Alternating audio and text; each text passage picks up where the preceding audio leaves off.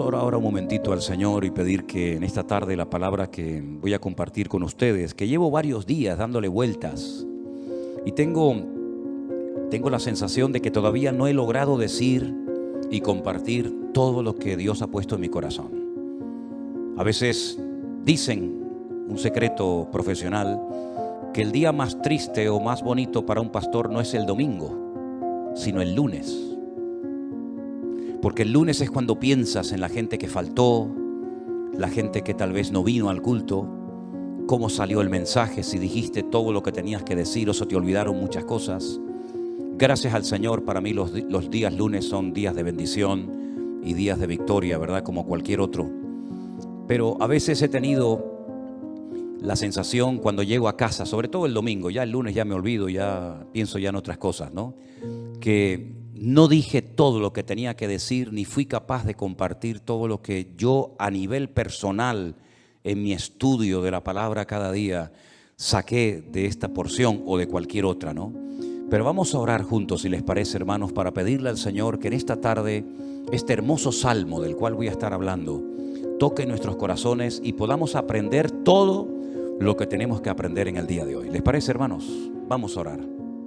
Señor, muchas gracias, Padre, porque cada vez que abrimos tu palabra, nuestro corazón se llena de gozo y de expectativa por lo que tú nos enseñarás, por lo que tú nos hablarás a través de ella. Te pido, Señor, que el estudio, la exposición de este hermoso salmo sea de bendición para todos los que vamos a oírlo y podamos aprender e interiorizar todo lo aprendido en el día de hoy. Ayúdanos, Señor, a estar atentos, tanto a la hora de compartir como a la hora de recibir, que tu nombre sea glorificado y que en esta tarde salgamos de aquí renovados y fortalecidos en la fe, en el nombre de Jesús. Amén y amén. Me gustaría primeramente ponerles en la pantalla, en las pantallas de la iglesia, un gráfico donde hemos hecho un pequeño resumen de los 150 salmos que tenemos hoy por hoy en nuestras Biblias. Realmente el libro de los salmos no es un libro, son 5 libros. Y esos 5 libros se llaman en su idioma original Teilín. Y yo ya he dicho muchas veces que todo lo que termina en in es masculino plural. Teilín significa alabanzas. Teilá es alabanza, Teilín es alabanzas. Este es el libro de alabanzas, el himnario, el libro de canciones del pueblo de Israel, que hasta el día de hoy se siguen cantando muchos de estos salmos. Por eso es muy hermoso leerlos a menudo y memorizarlos y enseñarlos a nuestros hijos, enseñarlos a los que nos rodean, porque traen mucha bendición a nuestra vida. Hay salmos para todos los gustos. Hay salmos 100% mesiánicos, es decir, salmos que apuntan a la vida del Señor Jesucristo. Por ejemplo, un salmo que describe los sufrimientos de Cristo en la cruz, el 22. Hay salmos que son oraciones. Por ejemplo, el 90, el Salmo 90, que por cierto mi suegra Esperanza se lo sabe de memoria, con la edad que tiene. Es una oración que hizo Moisés. Y esa oración de Moisés la tenemos en la Biblia, ¿verdad? Señor, tú has sido nuestro refugio de generación en generación, antes que los montes nacieran y fueran formados la tierra, ¿verdad? Ese es el Salmo 90. Tenemos el más extenso, el capítulo más extenso de la Biblia, el 119, el que todos ustedes saben de memoria, ¿verdad? El más pequeñito, el 117, que es la letra de una antigua canción que cuando yo me convertí se cantaba mucho esa alabanza, pero ya como que se ha olvidado. Alabad al Señor, naciones todas, pueblos todos, alabadle, bendecid su nombre, ¿verdad? Tenemos el famoso Salmo 133. Mirad cuán bueno y cuán delicioso es habitar los hermanos juntos en armonía. Tenemos salmos proféticos, salmos que son quejidos, lamentos, ¿verdad?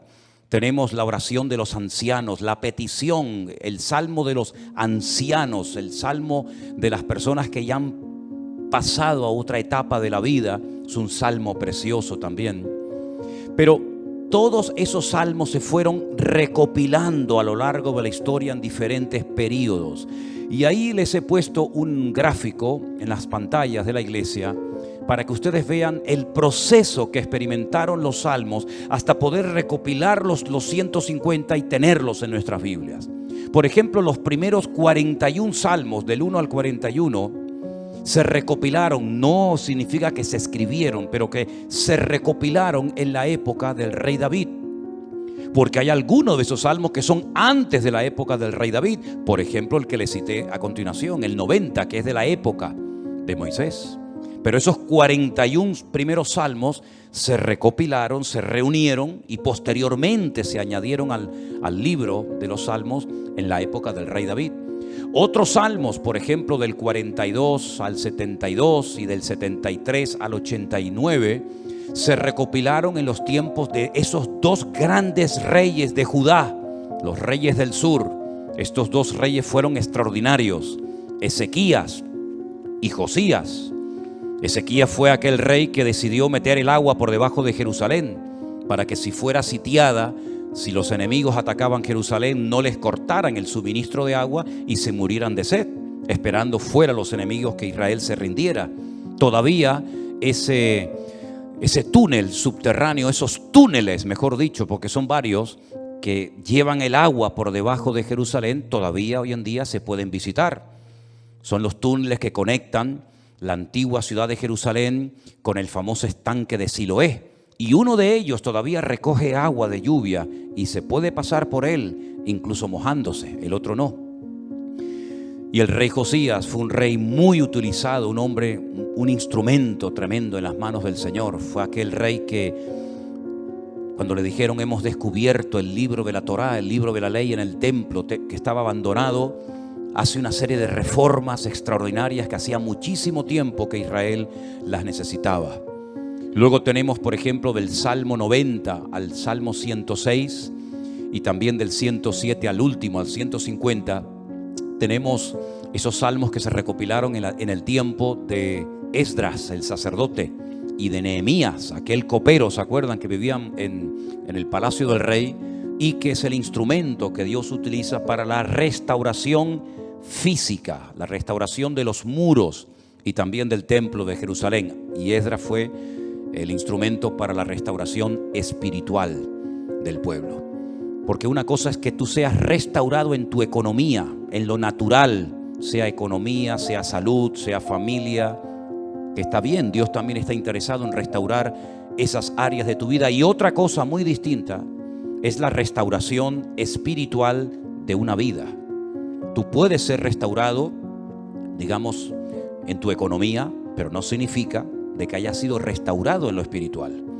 Y si quieren ver un ejemplo claro de lo que estoy diciendo, vayan por ejemplo al famoso libro de Ezequiel, en el capítulo 37, cuando el Señor le dice a Ezequiel, ven que te voy a enseñar algo, y lo lleva al cementerio más antiguo del mundo, que está al este de Jerusalén, en el Monte de los Olivos, cementerio que tiene más de 3000 años, que se puede visitar hoy en día, que se conoce, bueno, el nombre que le dan los judíos hoy en día es el Bet Hayim, que es la casa de los vivos, pero realmente era el valle de los huesos secos, porque es un valle lleno de huesos, un valle lleno de muertos.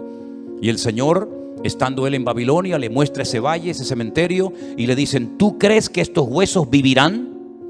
¿Tú crees que volverán a la vida estos huesos secos en gran manera, que en algunos casos hay años y años que están ahí enterrados?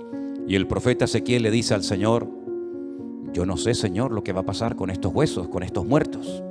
Y el Señor le dice, predícales, profetízales a los huesos.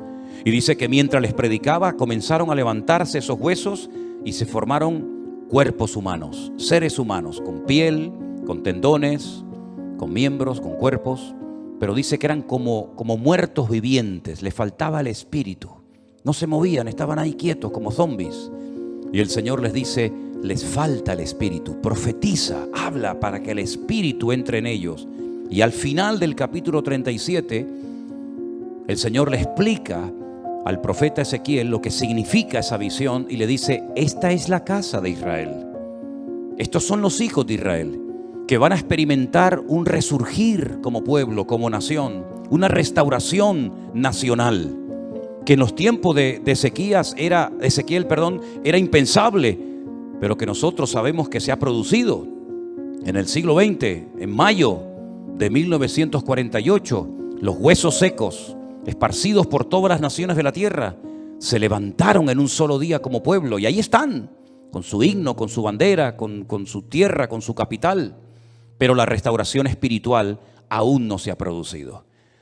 Todavía falta la restauración más importante del pueblo de Israel, y es la restauración espiritual que se va a producir cuando ellos reconozcan a Yeshua HaMashiach como el verdadero Mesías, Mesías que traspasaron, Mesías que rechazaron, pero que verán algún día que era el verdadero Mesías. En los Salmos encontramos mucha información acerca de la restauración nacional y espiritual del pueblo de Israel. Encontramos que dicha restauración se llevaría a cabo a través de la obra de Cristo, del Hijo de Dios humanado y encarnado, que habitaría entre los seres humanos como un ser humano más. En los Salmos también encontramos al principio mucha información acerca del tipo de salmo que vamos a leer. Por ejemplo, hay salmos que en la parte de arriba pone Mictán. ¿Lo habéis visto alguna vez? Mictán. Y uno dice, ¿y eso qué significa? Mictán es una enseñanza profunda. Un salmo que ponga arriba como título Mictán es una enseñanza a tener en cuenta. Es una sabiduría expuesta por escrito para que el que la lea, el que la reciba, el que la cante, sepa que está cantando verdades muy profundas que nacen del corazón de Dios. Hay salmos que, por ejemplo, pone Salmo de Segilot, y significa que es un salmo que se tenía que tocar con instrumentos de cuerda, porque no todos los salmos se tocaban con instrumentos de cuerda. Había otros que eran de percusión y otros de viento. Hay salmos que pone, por ejemplo, Shir LaMa'alot, salmo cántico de las subidas, que eran los salmos que cantaban los peregrinos cuando subían a Jerusalén 3 veces al año a celebrar la fiesta de la Pascua, la fiesta de los tabernáculos, que era la última, y en medio la fiesta de Pentecostés o la fiesta de Shavuot, las semanas. Y también algunos creen que había escalones en el templo de Jerusalén donde se ponía el coro, y esos salmos de las subidas desde allí los cantaban. Pero en este salmo, si ustedes lo pudieran ver en hebreo, al principio pone Mitzmor, y la palabra Mitzmor significa que es un salmo que hay que cantarlo. Nosotros como cristianos no tenemos esa costumbre, lamentablemente, porque el salmo nos indica que este salmo habría que cantarlo desde el versículo 1 hasta el último versículo, hasta el versículo 5. Nosotros lo hemos leído, pero realmente es un salmo que, según las instrucciones que Dios nos da, tendríamos que haberlo cantado. Y es la mejor manera de aprender capítulos enteros de memoria de la Biblia, poniéndole música.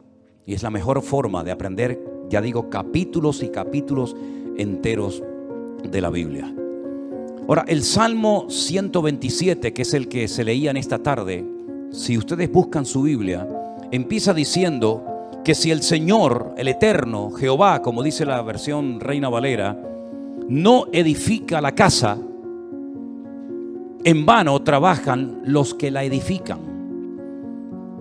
Tenemos que explicar brevemente a qué se está refiriendo el autor de este salmo, que pudo ser David, que le escribió un salmo, una enseñanza a su hijo Salomón, o como opinan otras personas, pudo ser un salmo que lo escribió Salomón con una enseñanza que heredó de su padre, el rey David. Sea como sea, la declaración que hace el versículo 1 es muy interesante. Si Dios, el Eterno, nuestro Creador, no edifica la casa, en vano trabajan los que la están edificando. El sueño de David, que nunca lo vio cumplido, era construir un templo para su Dios. Dios nunca le dijo a David que lo hiciera, pero nació en el corazón de David el anhelo, el deseo de tener una casa, un templo, sobre todo para que el arca de la alianza, que tenemos ahí en la entrada de la iglesia como una réplica, para que ustedes pudieran ver el tamaño original que tenía el Arca de la Alianza en aquellos tiempos, en vez de estar debajo de una lona, debajo de una tienda de campaña, pudiera estar en un templo bonito, grande, bien decorado, espacioso, etcétera, etcétera. Ese era el sueño de David, pero nunca lo vio cumplido, porque el profeta Natán le dijo que él no tenía el aval, el respaldo de Dios, el permiso del Señor para construir dicho templo. Ese templo solamente podía ser levantado en un lugar, no podía ser levantado en cualquier parte, sino encima de lo alto de un monte llamado el monte Moriah. Es una palabra compuesta, el lugar donde Dios me enseña. Moriah viene de maestro, Moré, Morá, Morim, Morot, y Yad es el diminutivo del nombre de Dios. El monte donde Dios es mi maestro, el monte donde Dios me enseña y me instruye, ¿verdad? En ese monte vivía un señor llamado Arauna, que era un jebuseo, los antiguos habitantes de Jerusalén. Y allí sube el rey David. Y entonces dice la Biblia que allí ofrece un sacrificio, cuando había muerte por todas partes, por un pecado que, como bien saben ustedes, el rey David había cometido. Allí él presenta un sacrificio en el mismo monte y en el mismo lugar donde tiempo atrás el famoso patriarca Abraham, el amigo de Dios, había subido con su hijo Isaac para sacrificarlo sobre un altar, pero el Señor lo detuvo y le dijo: no lo hagas. Todavía ese altar, esa roca enorme que es tan grande como esta plataforma o más, todavía está allí. Y los judíos consideran que desde allí fue donde Dios creó el mundo, el ombligo, el centro geográfico de la tierra bíblica. Pues en ese lugar Salomón, su hijo, iba a construir el primer templo de la historia para Dios. Ellos tenían que partir de la base de que el Dios de ellos era tan grande, tan inmenso, que era imposible meterlo dentro de un templo. Es totalmente imposible meter a Dios, limitar a Dios dentro de un cubículo, dentro de un edificio, porque ya el Señor le había dicho a David que el cielo es su trono y la tierra es el estrado de sus pies. ¿Qué templo me van a hacer ustedes para mí? Los romanos se reían de los judíos cuando llegaron a Israel y decían: ustedes están locos, porque ustedes tienen un templo enorme, precioso, pero vacío. ¿Dónde están vuestros dioses? ¿Dónde están vuestras divinidades? Los griegos, los romanos y todas las culturas habidas y por haber levantaban templos, pero luego los llenaban de ídolos. Apolos, Afrodita, ¿verdad? Cibeles, Ares y tantos dioses. Pero los judíos nunca pusieron una figura de Dios, porque al Señor tu Dios adorarás y a Él solo servirás. Y en los famosos 10 mandamientos, el Señor prohibía la fabricación de imágenes de talla. Por lo tanto, era un templo vacío, pero en lo más recóndito, en lo más oculto del templo, estaba un lugar que nosotros lo llamamos el lugar santísimo, donde estaba el Arca de la Alianza. Y Salomón iba a poder construir ese templo con la ayuda de miles y miles de personas. Y podía estar tranquilo de que nadie le iba a atacar, porque su padre había estado durante años sometiendo a todas las naciones vecinas para que su hijo, en tiempos de paz y de prosperidad, pudiera construir el templo de Jerusalén. Lo tenía todo. El padre le dio los planos. El padre le escribió 77 letras de canciones que las tenemos en la Biblia, los famosos salmos de David, para que pudieran cantar. Inventó instrumentos musicales, le dio oro, piedras preciosas, madera, plata, bronce. Lo tenía absolutamente todo. Y además Salomón hizo un pacto con el faraón, que eran expertos en aquella época en la fabricación de megaestructuras, porque los judíos nunca habían hecho un edificio tan grande, y mucho menos para Dios. Cómo levantar aquellas piedras, subirlas a aquel monte, colocarlas una encima de la otra. Aquellas columnas, más de 70 columnas exactamente, de una pieza. Cómo iban a levantarlas, ponerlas a nivel para que aquella casa no se cayera. El templo no tenía arcos, como lo inventaron los romanos. Por eso los arcos le han permitido a las fabricaciones y a la arquitectura romana permanecer hasta el día de hoy. Pero eran columnas y era muy difícil poner aquello en pie. Hay, por ejemplo, en la ciudad de Jerusalén, en un lugar donde yo he llevado a algunos hermanos alguna vez, una columna entera que es como de aquí al fondo de la pared, que se quebró y allí la dejaron, y han pasado 2000 años y todavía aquella columna sigue allí. Él hizo un pacto con el faraón, se casó con su hija, hizo un pacto de no agresión. De hecho, su hija se murió en Jerusalén y ahí en el torrente de Cedrón hay una pirámide pequeñita, recordando que allí está enterrada una mujer de origen egipcio, porque ella murió en Jerusalén. Y el faraón le ayudó a construir aquel hermoso templo. Pero Salomón sabía perfectamente que él podía tener el oro, la plata, los albañiles, los carpinteros, los canteros, absolutamente todo. Incluso había naciones que todos los años le traían, curiosamente, 666 talentos de oro. Multiplique 666 por 45, era una barbaridad de kilos de oro para ayudarle. Venían personas de todos los continentes de la tierra. Unos le traían marfil, otros le traían diamantes, otros le traían de todo.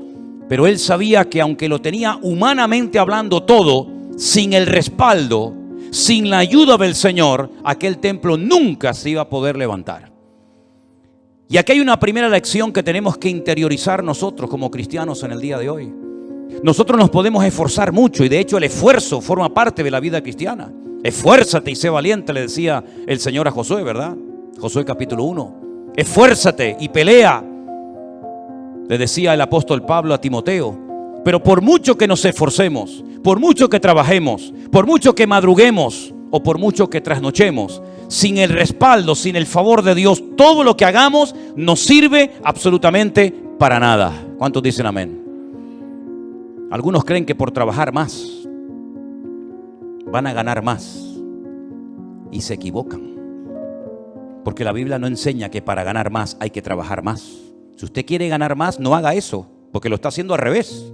Si usted quiere ganar más, yo después le digo lo que tiene que hacer, pero no trabajes más para ganar más, porque vas a ganar menos y te vas a terminar agotando.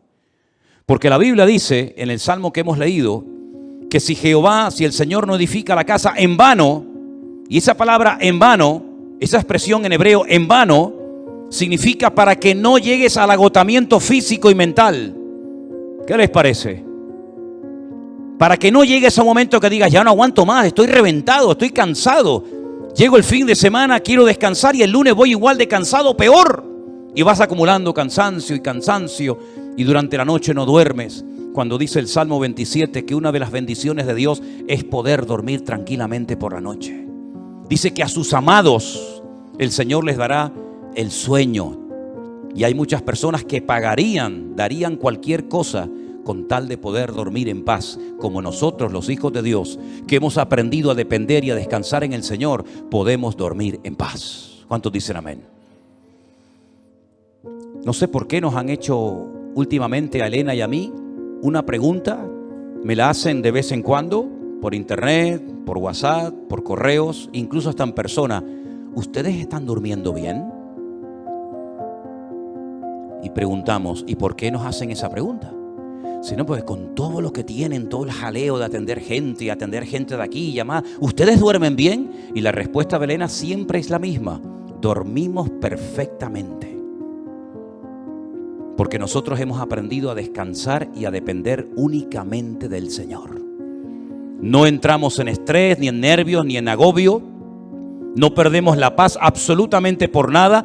¿Por qué? Porque la obra no depende de nosotros. La obra depende del dueño, de la cabeza. Y el dueño y la cabeza es nuestro Señor Jesucristo. Me da mucha pena, mucha lástima cuando veo a cristianos agobiados, cargados, estresados, con la tensión disparada. Perdonen si alguien se siente aludido. Yo es que no le he tomado la atención nunca a ninguno de ustedes. Por eso hablo desde la libertad, porque claro, va a decir, ¿este hombre cómo sabe que tengo yo la tensión alta? No, yo no sé nada, pero el Señor lo sabe todo. Pastillas para poder dormir, claro, después pastillas para despertarte. Agobiado, estresado, que no llego a fin de mes, que no pago el colegio de los niños, que los libros, que esto, que lo otro. Y yo he cumplido recientemente 60 años. No me da ninguna vergüenza decirlo, al contrario, estamos orgullosísimos de los 60 años que tenemos. Y de esos 60 años, que parecen mucho, pero a la hora de la verdad no son tantos, de esos 60 años, 40 los he dedicado a servir única y exclusivamente al Señor. Es decir, no me he dedicado en otra cosa los últimos 40 años de mi vida más que a servir al Señor. Con iglesias pequeñas, con iglesias grandes, con escasez, con abundancia, con mucha gente, con poca gente o con ninguna gente. Y en estos últimos 40 años, si algo hemos aprendido, sobre todo en este último año, es que Dios es galardonador de los que le buscan. Y cuando más difícil estaba todo, y cuando humanamente hablando era imposible que esto siguiera adelante, el Señor sin manos nos dio una cachetada de amor, mostrándonos y enseñándonos que Él es el que edifica su casa y su obra, y no nosotros. A mí me llama mucho la atención que este verbo edificar es exactamente el mismo que emplea el Señor Jesucristo cuando hace referencia a lo que Él iba a hacer. Edificaré mi iglesia. Su padre en Génesis capítulo 1 nunca empleó el verbo baná o boné, que es construir, sino el verbo bará, que se parece, pero no tiene nada que ver una cosa con otra. Bará es un verbo que solamente aparece en la obra creadora de Dios. Cuando dice la Biblia que en el principio creó, ese verbo creó es bará y significa crear de la nada. Este púlpito está hecho de un material llamado metacrilato. Lo mandamos a hacer hace 20 años. El que lo hizo, porque este no se ha perdido ningún culto desde que estamos aquí, Este ha estado todos los cultos, todas las reuniones de jóvenes, todos los cultos de jueves, todos los cultos de domingo. Este que está aquí, o esto que está aquí, ha estado siempre aquí. Pero el que lo hizo, no lo creó, lo hizo utilizando una materia prima, metacrilato.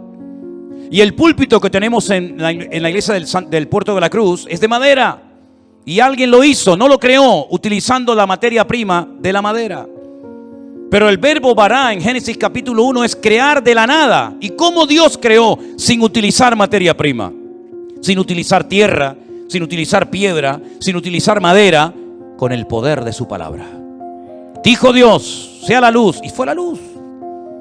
Y dijo Dios, y todo lo que Dios decía se materializaba por el poder de su palabra. Pero curiosamente el Hijo, cuando viene a este mundo hace 2000 años, Él no dijo, crearé mi iglesia de la nada. No dijo eso, sino dijo, edificaré. Y si juntamos, y tenéis memoria para recordar esto, el Salmo 127 dice Salomón, si Dios no edifica esta casa, en vano estamos trabajando nosotros aquí. Estamos perdiendo el tiempo, nos estamos desgastando, vamos a llegar a la extenuación, al agotamiento, si Dios no respalda esta obra. Porque Él sabía que esa obra no dependía de sus obreros, de su sabiduría, que era mucha y la tenía, de su dinero, que era mucho y lo tenía. Él sabía que aquella casa no era una casa particular, no era una sinagoga, no era un colegio, era la casa de Dios. Y la casa de Dios solamente se podía utilizar esa palabra, esa expresión para hacer referencia al templo. Yo sé que hay gente que dice, hermanos, bienvenidos a la casa de Dios. Está mal dicho eso, porque esto no es la casa de Dios. Esto es un local donde se reúne la iglesia, pero esto no es la casa de Dios. Dios no vive aquí. Si esto fuera la casa de Dios, yo no me voy de aquí ni a palos. ¿Cómo me voy a ir de aquí si mi Dios vive aquí? ¿A dónde me voy a ir? Nos tendríamos que venir a vivir aquí.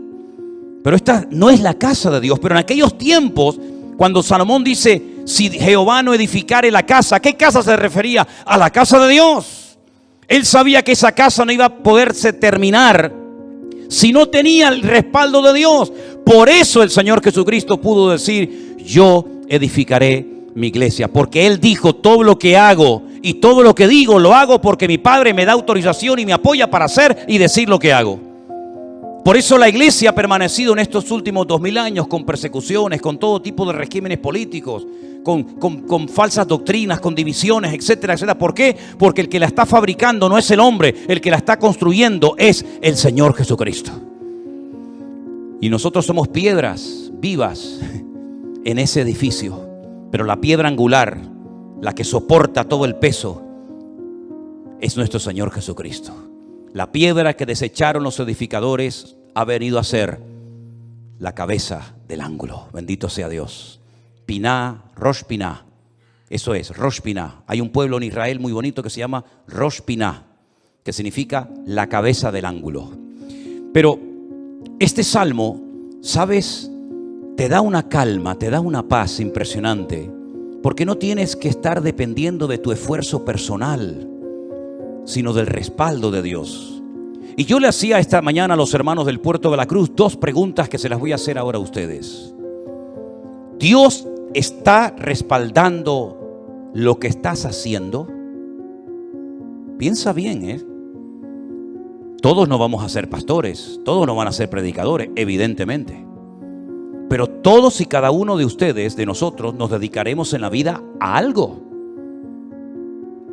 Pero mi pregunta es, a eso a lo que hoy por hoy te estás dedicando, ¿tú notas en tu vida el favor de Dios?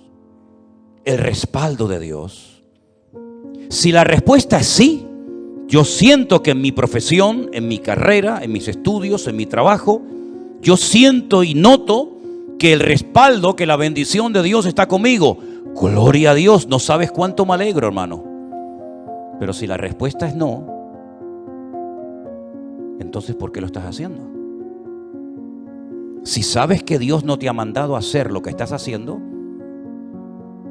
¿cómo te atreves a hacerlo? Porque la segunda pregunta que les iba a hacer es, ¿por qué estás haciendo lo que estás haciendo? ¿Para ganar un sueldo? Es decir, ¿tú sabes que no estás haciendo lo que Dios quiere? Esa no es la voluntad perfecta de Dios para tu vida, pero igualmente lo haces porque a final de mes un señor te pone un sobre con un dinero para poder cubrir tus necesidades. ¿Así es como tú te has montado tu vida cristiana? ¿Te ves haciendo lo que estás haciendo tus próximos 10 años, 20 años de tu vida? ¿Ese es el futuro de tu vida? ¿Dedicarte a lo que estás haciendo? Si es la voluntad de Dios, gloria a Dios, siga adelante. Pero como la vida es tan corta y cuando te des cuenta pasó, ¿cómo hay creyentes que se han dedicado toda la vida a hacer lo que saben que no era la voluntad de Dios perfecta para ellos, pero al fin y al cabo lo hacían para al final de mes recibir un sobrecito con un hueso que te daba un señor que le sobraba de todo, que a veces no te pagaba lo que tú merecías por haber trabajado tanto, pero dependías de él hasta para poder poner un poco de gasolina a tu coche o hacer una compra en un supermercado? Para eso murió el Hijo de Dios en una cruz, para que viviéramos como la gente del mundo, sin marcar una diferencia y sin demostrarle al mundo que Dios nos enseñó a nosotros en su palabra un estilo de vida diferente. Yo te voy a confesar algo que probablemente es la primera vez en mi vida que voy a decir en público. Yo no sé si en algún momento, en alguna iglesia, en alguna predicación, desde los 19 años que estoy sirviendo al Señor, yo he dicho alguna vez esto que voy a decir ahora. Esto sería como dicen en televisión, esto es una primicia. ¿Tú sabes cuál era la preocupación, la gran pregunta que yo tenía en el tercer año de escuela bíblica, de seminario, cuando yo estaba a punto de salir? ¿Sabes cuál era mi pregunta? ¿De qué voy a vivir? Porque yo no quería volver a la casa de mis padres. Porque yo le había dicho a mi padre que el Señor me había llamado. Y cuando él me preguntaba ¿de qué vas a vivir? No había iglesias por ninguna parte. Hoy en día hay iglesias por todas partes. Pero en aquellos años, hace 40 años, no había iglesias prácticamente por ninguna parte. Eran contadas con los dedos de una mano las iglesias que, por ejemplo, había en Tenerife.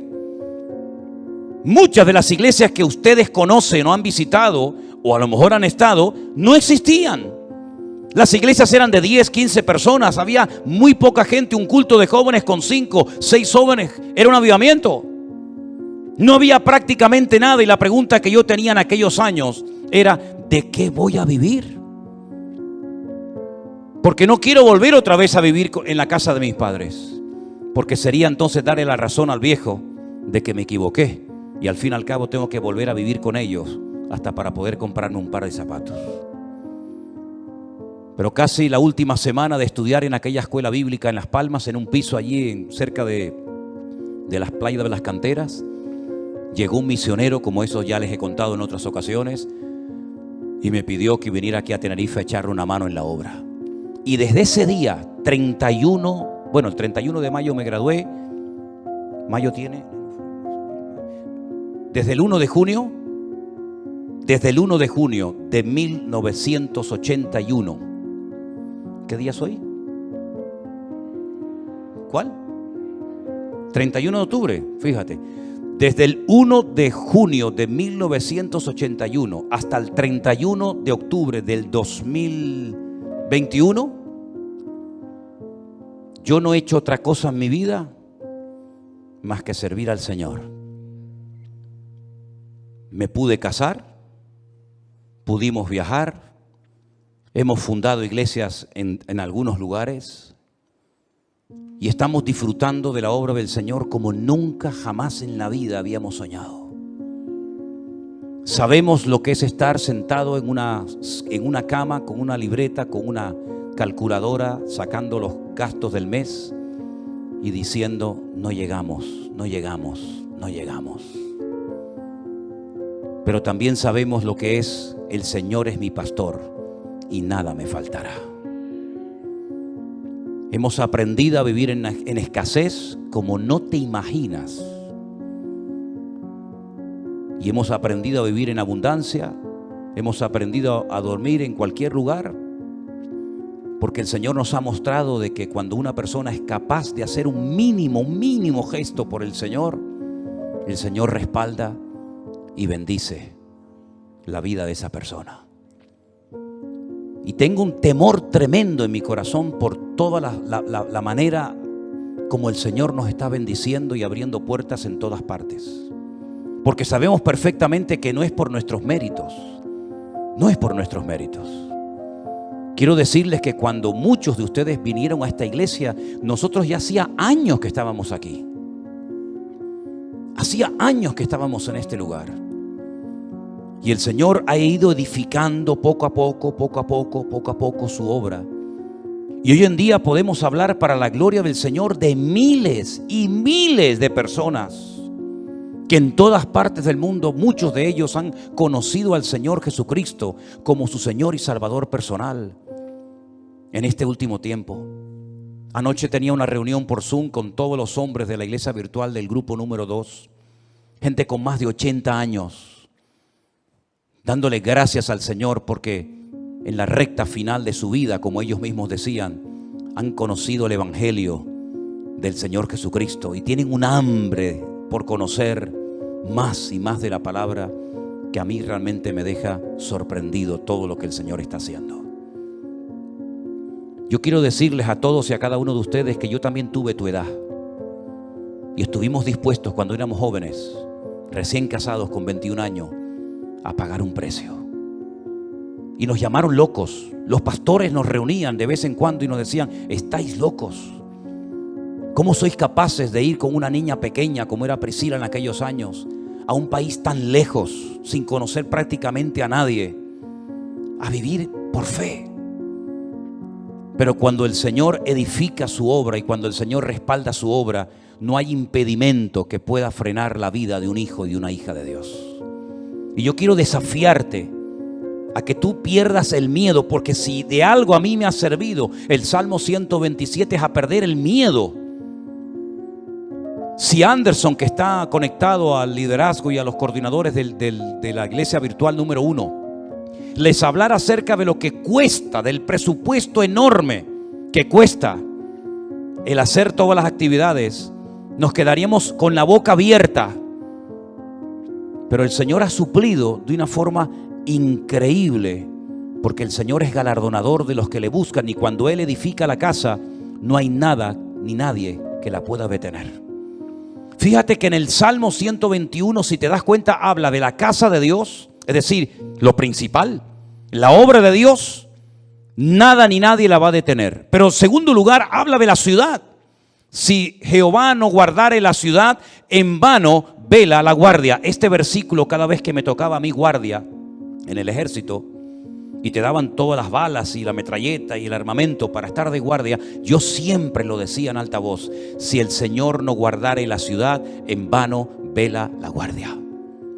Porque todo lo que hagamos, todo tu esfuerzo personal, y que conste, quiero dejar bien claro, por favor, hermano, que el Salmo 127 no es un salmo que apoya al perezoso, al vago, al negligente. No, al contrario.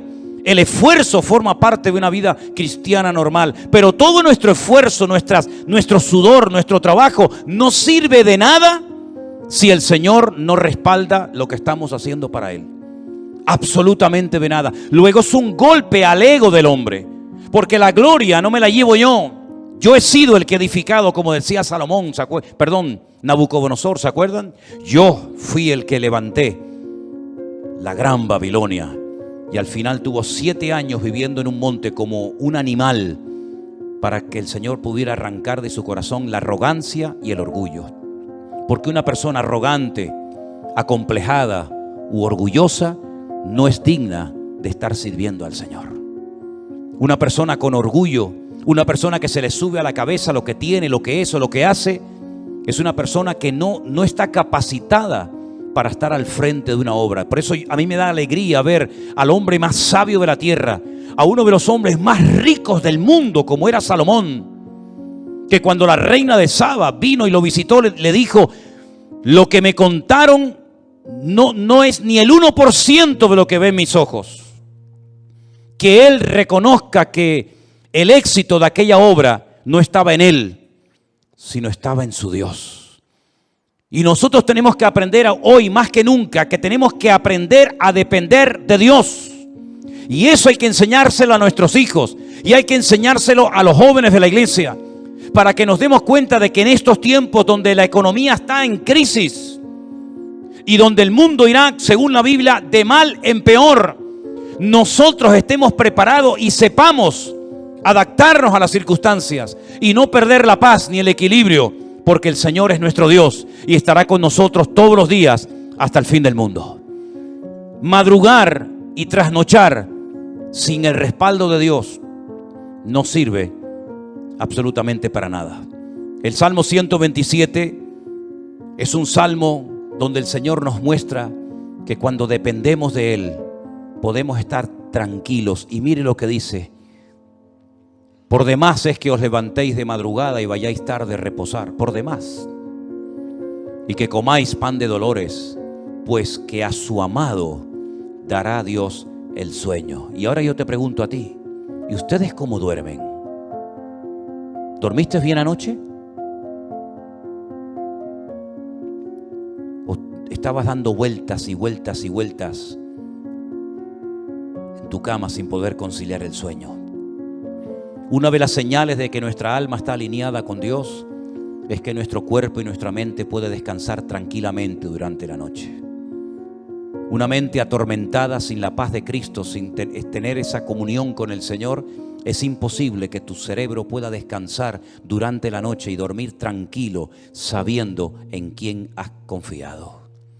Fíjate lo inútil que es rodearse de cosas o de personas para que te protejan y para que te ayuden, cuando no está el Señor controlando tu vida, tu economía, tu matrimonio, tu ministerio, tu iglesia, etcétera, etcétera. Por mucha gente que te rodee, por muchos amigos que tengas, por mucha economía que tengas, no sirve absolutamente de nada. Y te voy a poner un ejemplo tremendamente gráfico para que veas lo inútil que es rodearse de personas creyendo y confiando en ellos en vez de confiar y descansar en las promesas del Señor.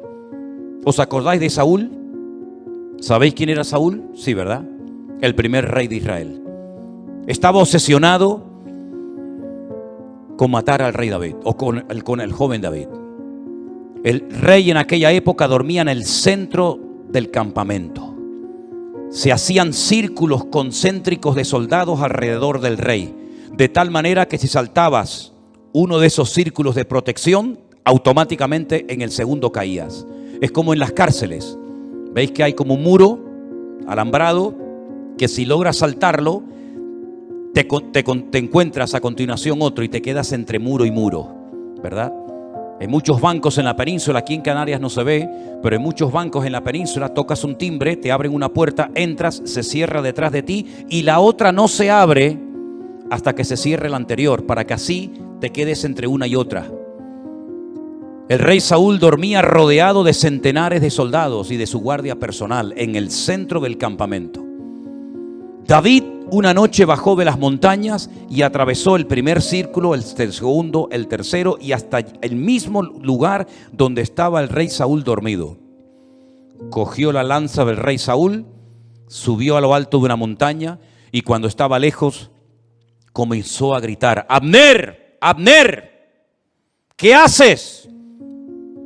¿Qué forma de proteger al rey es esa? Mira lo que tengo en la mano. He llegado hasta la misma presencia del rey Saúl, al que supuestamente tú tienes que estar cuidando. Te has quedado dormido. No has cumplido con tu deber. Y ahí hay un ejemplo gráfico de cómo un rey rodeado de cientos de soldados que se quedan dormidos. Ahora puedes entender lo que dice el Salmo 127. Si el Señor no vela y cuida y protege a la ciudad, en vano vela la guardia. Todos se van a quedar dormidos espiritualmente hablando en estos últimos tiempos. Los políticos se van a quedar dormidos y no van a saber discernir el mundo espiritual. Los bancos se van a quedar dormidos y van a ser esclavos del próximo sistema mundial de economía. Los religiosos se han quedado dormidos hace siglos y son incapaces de discernir los tiempos y las ocasiones.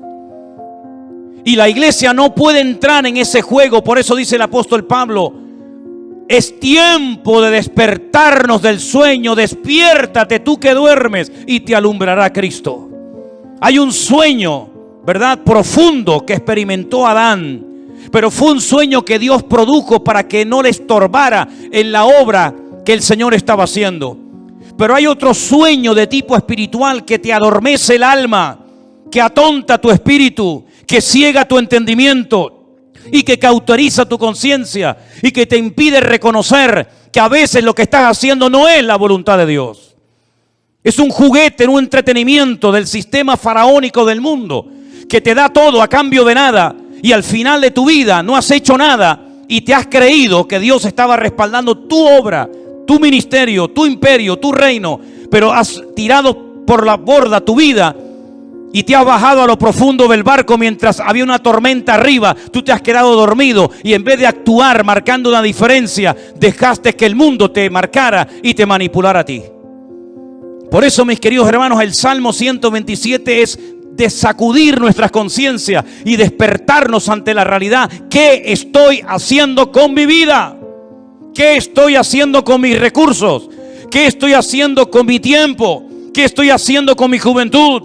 ¿Qué estoy haciendo con los dones y talentos que Dios me dio? ¿Qué estoy haciendo en definitiva? Porque si lo que estoy haciendo no tiene el respaldo de Dios, ¿para qué lo sigues haciendo? ¿Es que acaso el Señor no dice en su palabra: el justo por la fe vivirá? ¿O es que eso solamente eran unas palabras bonitas que Martín Lutero en esta época del año, hace muchos siglos atrás, sacudió su conciencia, le hizo reconocer y recapacitar que el sistema religioso en el que estaba envuelto estaba envenenado y corrompido? Son unas palabras bonitas de un profeta del Antiguo Testamento que sí, quedaron muy bien, pero que hoy en día no tienen ningún efecto. Eso funciona, es realmente así, eso es real. ¿Funcionan las promesas de Dios? Te pregunto, hermano. ¿Funcionan sí o no las promesas de Dios en tu vida? ¿Te fías de Dios? ¿Crees que Él te puede sanar, que te puede prosperar, que te puede bendecir? Pues te voy a dar algunas pinceladas para que empieces a entrar en una dimensión diferente en cuanto a tu relación con Dios. Primero, hay ciertas y determinadas cosas que hay que pelearlas y lucharlas en el campo de batalla. Goliat no se iba a ir por el hecho de que estaba frente a él el ejército de Israel. Al contrario, el ejército de Israel le atraía, porque la luz atrae a los mosquitos. Ellos no tuvieron que ir a buscar a Goliat. Goliat los encontró a ellos. Y aunque Goliat estaba en aquel lugar y se sabía que iba a ser derrotado, porque allí estaba el hombre de Dios, David. Para Goliat era un atractivo estar en aquel lugar, como es un atractivo para muchos el conquistar a tus hijos, o romper tu matrimonio, o derrotar tu ministerio. ¿Por qué? Porque tú tienes luz, tú proyectas luz. Hay una gracia de Dios, hay algo de Dios en tu vida que al enemigo lo atrae. No tienes que buscarlo, él te va a encontrar. La luz atrae a los mosquitos. Si no, vete al campo y enciende una luz para que veas cómo enseguida vienen los bichos. Y si nosotros verdaderamente somos luz, vamos a atraer a ciertas y determinadas cosas. Y por eso la Biblia dice que hay que pelear. ¿Pero pelear qué? La buena batalla. Porque hay batallas que no las pelees porque vas a morir. Como Jonatán se fue a pelear una batalla que no tenía que haber ido nunca y murió. Pero Pablo dice, yo he peleado la buena batalla. ¿Estás peleando la buena o la mala batalla? Porque la buena te dará la corona de vida, la recompensa del eterno. Pero la mala te quitará la vida, tu familia, tu esposa, tus hijos, y perderás el galardón de Dios. Hay bendiciones que vienen por pelearlas. La tierra está delante de vosotros, pero ahí están los filisteos, los amorreos, los cananeos, los jebuseos, los amonitas, los moabitas. Ir y pelear contra ellos. Y tuvieron que pelear y jugarse la vida y derramar sangre y tener heridas y cicatrices en el cuerpo para conquistar la tierra. Porque hay ciertas y determinadas bendiciones, claro, tú tienes que saber cuáles, que tienes que conseguirlas peleando la buena batalla en el nombre del Señor. Pero hay otros milagros que no vienen por pelear, sino simplemente por decir gracias por esta situación que estoy atravesando en mi vida. Cuidado, no solamente es una palabra mágica, gracias y ya viene el milagro. No, no. Es una actitud. Es una edificación interior de tu alma producida por la obra del Espíritu Santo en ti. Y cuando tu corazón no tiene quejas ni dudas, porque puedes decir, yo sé en quién he creído. Eres capaz de llegar a un cementerio en un ambiente de derrota y de pesimismo, cuando incluso los familiares del difunto te echan en cara, si hubieras estado aquí mi hermano no estaría muerto, como diciendo tú eres el culpable, si tú hubieras estado aquí mi hermano estaría vivo. Y cuando te ponen todo tipo de impedimentos y de trabas diciendo no, deja las cosas como están, porque si movemos la piedra va a salir un olor terrible. Hace 4 días que ese hombre está ahí enterrado y esto va a ser terrible. Cuando tú tienes un corazón moldeado por la mano del eterno Dios, tú eres capaz de, ante la muerte, decir, Padre, yo te doy gracias porque sé que tú siempre me oyes. Y se produjo un milagro sin ayuno, sin oración, sin reprender demonios, sin gritos, sin shows ni espectáculos, sino simplemente con una expresión de gratitud y de dependencia del Padre. Yo sé que tú siempre me oyes. Lázaro, sal fuera. Y se produjo un milagro tremendo, uno de los milagros más espectaculares de Cristo, simplemente por expresar gratitud en medio de la muerte y del dolor. Y el segundo gran milagro de Cristo, un milagro que consistió en multiplicar cosas. En este caso no fue transformar elementos como agua o vino, sino crear cosas, multiplicar panes y peces de una forma incontable, en pleno desierto, donde no había recursos materiales para poder cubrir la necesidad de tantas miles y miles de personas. Cuando sus propios discípulos, y tendrás esta experiencia en tu vida, te lo aseguro, hermanos que te llegarán y te van a decir, pero con ese sueldo, ¿a dónde vas? Y con ese cochecito, ¿qué haces? Y con esa motito, ¿qué haces? Y tus propios hermanos te tratarán de limitarte lo que tienes, como diciendo, pero lo que tienes no vale para nada. Cuando incluso uno se le acercó al Señor y le dijo, ni 300 denarios que tuviéramos, que no los tenemos, por cierto, pero si los tuviéramos, tampoco servirían para dar de comer a estas multitudes. El Señor toma lo poco y le enseña a los discípulos que en el peor momento de sus vidas, cuando acaban de recibir la orden, el desafío de darles vosotros de comer, aprendan a atender a la gente. Pero si no tenemos ni para nosotros. Sí, pero es que hay un principio. Cuando te descentralizas de ti mismo y te centras en Dios y en los demás, el aceite nunca faltará. Nunca faltará. Así que dadles vosotros de comer y yo os voy a enseñar cómo se les da a la gente hambrienta de comer. ¿Qué hay por ahí? Unos cuantos panes y peces. Los cogió, los bendijo y dio gracias. Y dando gracias, comenzó a partirlo y le dijo, comenzar a repartir, comenzar a repartir, comenzar a repartir. Y hasta llegaron a sobrar cestas enormes llenas de pedazos de la comida que el Señor había multiplicado. Hay milagros que vienen por pelear. Hay bendiciones que vienen por pelear y jugarte la vida y hasta la extenuación si hace falta. Pero hay otros milagros que vienen cuando te relajas y dices, ya no puedo más. Pero te voy a dar gracias por mi hijo, por mi enfermedad, por mi escasez. Te voy a comenzar a dar gracias y voy a comenzar a gozarme en lo que no entiendo. Y voy a transmitir ánimo, aliento y gratitud a mi familia y a mi gente que me rodea. Y vas a comenzar a ver milagros impresionantes en tu vida. Yo digo una cosa. ¿Qué tienes que perder? Imagínate que te funciona. Vas a estar toda la vida agradecido al Señor por haber aprendido a salir de la miseria, por haber aprendido a gozarte en la adversidad y por haber aprendido a ver la gloria de Dios en medio de las tormentas de la vida.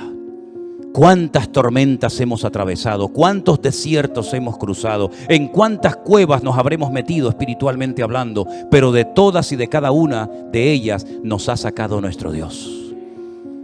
Y la situación en la que te encuentras ahora mismo, repito, la situación en la que te encuentras ahora mismo, y yo no me estoy dirigiendo a nadie, y lo quiero dejar bien claro, porque yo no necesito un micrófono para hablarte a ti, o a ti, o a ti hermanita, o a ti hermano. Yo no necesito, jamás necesito de un micrófono para sentarme y decirle a usted, ven para acá. Yo le estoy predicando a toda la iglesia, pero creo que en este momento el Señor me está utilizando para decirte esto. La situación en la que te encuentras ahora mismo en tu matrimonio, en tu economía o en cualquier otra área de tu vida, Dios la ha permitido. Porque lo que tienes que aprender no lo vas a aprender riendo ni saltando, sino llorando y sufriendo. Porque lo que se aprende llorando no se olvida nunca. Lo que se aprende en el dolor y en el sufrimiento no se olvida jamás en la vida. Por eso hay dolores que son una bendición. Y por eso el Señor ha permitido que todos y cada uno de nosotros, con sus respectivas circunstancias, hayamos llegado a un punto en nuestra vida, con la edad que tienes, con la familia que tienes, con los hijos que tienes o no tienes, para que aquí le preguntes hoy al Señor: Señor, cuento con tu favor cuando mañana vaya a la calle a buscarme la vida en mi trabajo. Si eso es lo que Dios tiene planeado para ti, adelante, hermano, sal como un león, no como una gallina. Sal como un león, contento, triunfante. Sal de tu Getsemaní con el corazón recién quebrantado y roto, pero sal de tu Getsemaní diciendo: el Señor está conmigo como poderoso gigante. Pero no se te ocurra salir de tu desierto, no se te ocurra salir de tu Getsemaní sin la bendición y el respaldo de Dios, porque entonces habrás perdido tiempo, habrás perdido recursos y no habrás conseguido absolutamente nada. Déjate de lloriquear y pórtate como un hombre. Déjate de lloriqueos absurdos y ridículos y de levantar pena y compasión. Lo que tienes que meterte es en tu huerto de Getsemaní y aprender a derramar tu alma delante del Señor. Y no se te ocurra salir de ahí hasta que le hayas dicho: no se haga mi voluntad, sino la tuya. Porque hasta ahora lo que hemos querido es que se hiciera nuestra voluntad. Pero Dios el año pasado nos paró los pies a todos y nos dijo: a partir de ahora, lo que se va a hacer en mi casa y en mi iglesia es mi voluntad. Porque lo que yo quiero edificar, lo quiero edificar a mi manera, con mi estilo, con mi forma, y no con la forma y el estilo que me marcan ustedes. Vamos a dejarnos moldear, vamos a dejarnos tratar, vamos a dejarnos edificar por el Señor. Porque si el Señor nos respalda y nos apoya, seremos la gente más feliz y dichosa del mundo. Pero si el Señor en lo que hagas no te respalda, serás la persona más desdichada de esta tierra. Pregúntate a ti mismo en esta tarde: ¿por qué estoy haciendo lo que hago? ¿Por qué digo lo que digo? ¿Por qué predico lo que predico? ¿Por qué hago lo que estoy haciendo? ¿No será que a veces hemos entrado en un sistema, en una rutina, en una mecánica y no nos paramos en silencio delante del Señor a preguntarle: Señor, ¿qué quieres hacer con mi vida? Si tú te atreves a hacerle esta pregunta sinceramente al Señor, te puedes llevar muchas sorpresas agradables. Pero tienes que ser valiente, porque este mensaje no va dirigido a cobardes. Los cobardes, este mensaje les da miedo. Los cobardes se enfadan, porque el enfado es la careta del cobarde. El enfado es el disfraz que utiliza la persona que en lo más profundo de su corazón tiene una inseguridad tremenda y no aprende a depender del Señor. Pero nosotros hoy estamos a cara descubierta ante la presencia de nuestro Dios, y Él quiere hacer un milagro y un cambio en tu vida pero deja que el Señor haga lo que quiera con tu vida. ¿Cuántos dicen amén? Cierra tus ojos ahí donde estás, mi querido hermano y hermana, y recuerda estas palabras. Apréndetelas de memoria.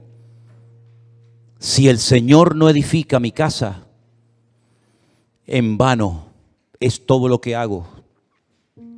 Si el Señor no cuida de mi vida, las alarmas, los seguros, el plan de jubilación, etcétera, etcétera, no sirven para nada. Porque el que trae seguridad y protección a mi casa no es lo que tengo, es lo que soy en Cristo Jesús, mi Señor.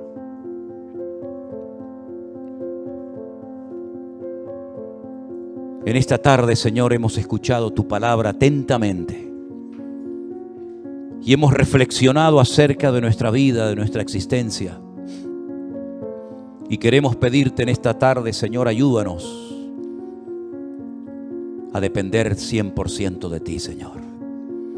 No confiamos ni creemos en nuestra experiencia, ni en nuestra fe, ni en nada, sino solamente en ti. Y por eso yo te ruego, Señor, que en esta tarde este salmo sea una base, un fundamento sobre la cual comencemos a trabajar y a edificar nuestra vida de hoy en adelante. Señor, edifica tu iglesia como tú quieras. Guarda tu iglesia como tú solamente lo sabes hacer. Y cuida de la vida de nuestros hijos, porque son las flechas, son las saetas que tú nos has dado para demostrarle al mundo que nuestra fe no muere con nosotros, sino que se la hemos traspasado también a nuestros hijos, a nuestra descendencia, para que tu nombre sea conocido en todas las naciones de la tierra. Guárdanos, Señor, en esta semana. Úsanos como nunca antes lo habías hecho. Y renueva nuestras fuerzas y danos sabiduría y de tu gracia, para que podamos en el nombre de Jesús glorificarte en todo lo que hagamos y en todo lo que digamos. En el nombre de tu amado Hijo Jesús.